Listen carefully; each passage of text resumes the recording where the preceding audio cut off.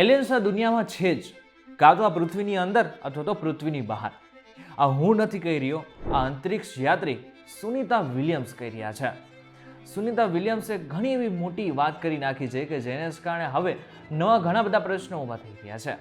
તેમણે તો એમ પણ કહી દીધું છે કે આપણે જેવી રીતના એલિયન્સને વિચારીએ છીએ, ઇમેજિન કરી રહ્યા છીએ, એવા કદાચ ન પણ હોઈ શકે.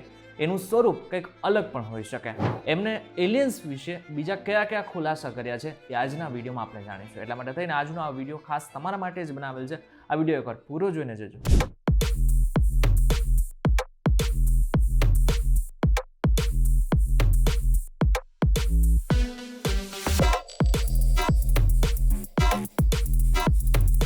નમસ્કાર, welcome back Fox YouTube digital પર તમે જોઈ રહ્યા છો ડેલી ડોઝ અને હું છું આપના દોસ્ત કરણ ચરોતરા.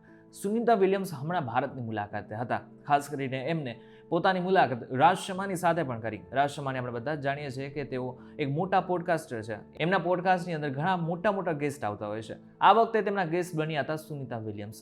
સુનિતા વિલિયમ્સે ખાસ કરીને એલિયન્સ અને અંતરિક્ષ વિશે એવી મોટી વાતો કરી નાખી છે કે જેને કારણે હવે ઘણા બધા લોકો નવાઈ પણ પામ્યા છે. સુનિતા વિલિયમ્સે એક વસ્તુ તો સ્વીકારી છે કે આવડા મોટા બ્રહ્માંડની અંદર આપણે એકલા જ હોઈશું એ વાત અશક્ય છે. તેમણે કહ્યું છે કે જ્યારે તમે ઉપરથી પૃથ્વીને એક નાનકડા ટપકા જેવી જુઓ છો ત્યારે સમજાય છે કે અબજો તારાઓ અને સૂર્યમંડળો વચ્ચે બીજે ક્યાંક જીવન ન હોવું એ વાત માનવી મુશ્કેલ છે. હવે એક વસ્તુ તમે નોટિસ કરેલી હશે કે જ્યારે સુનિતા વિલિયમ્સે અંતરિક્ષમાં સ્પેસ વોક કર્યું ત્યારે ઘણા બધા લોકોને નવાઈ તો લાગી, પરંતુ એની સાથે એક મોટી વાત એમને જાણી કે અંતરિક્ષમાં શૂન્ય અવકાશ છે. એટલે કે ના તો ત્યાં કોઈ પ્રકાશ છે, ન તો પાણી છે, કંઈ જ નથી.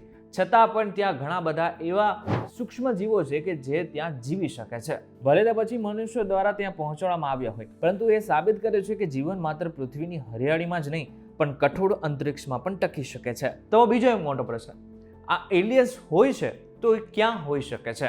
કારણ કે કોઈ પણ જીવને રહેવા માટે પાણીની જરૂર પડે, સૂર્યપ્રકાશની જરૂર પડે અને ભોજનની જરૂર પડે. તો આવી જગ્યાઓ અંતરિક્ષમાં બીજે ક્યાંય છે?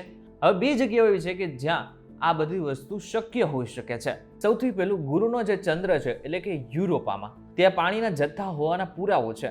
વિજ્ઞાનનો સિદ્ધાંત છે કે જ્યાં પાણી ત્યાં જીવન છે. મંગળ અને આની સાથે આપણો ચંદ્ર. મંગળ અને ચંદ્ર પર પ્રવાહી હોવાના સંકેતો મળ્યા છે, જે દર્શાવે છે કે ત્યાં ભૂતકાળમાં જીવન રહ્યું હશે અથવા ભવિષ્યમાં મળી શકે છે. આનાથી પણ વિશેષ વાત, જેવી રીતના અમે ફિલ્મોમાં એલિયન્સને જોઈએ છે, શું એવા જ હોઈ શકે છે એલિયન્સ?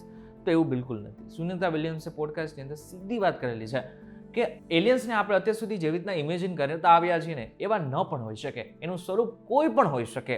એ નાના કોઈ જીવજંતુ જેવડું પણ હોઈ શકે, મોટા કદાવર પ્રાણી જેવું પણ હોઈ શકે છે. એટલે એનું જે કદ છે એ કોઈ પણ હોઈ શકે છે, પરંતુ જીવન હોવું એ શક્ય લાગી રહ્યું છે. પણ સુનિતા વિલિયમ્સની આ વાત સાચી પડે છે તો આગળના સમય બની શકે કે આપણને નવી અનેક વસ્તુ જાણવા મળી શકે છે.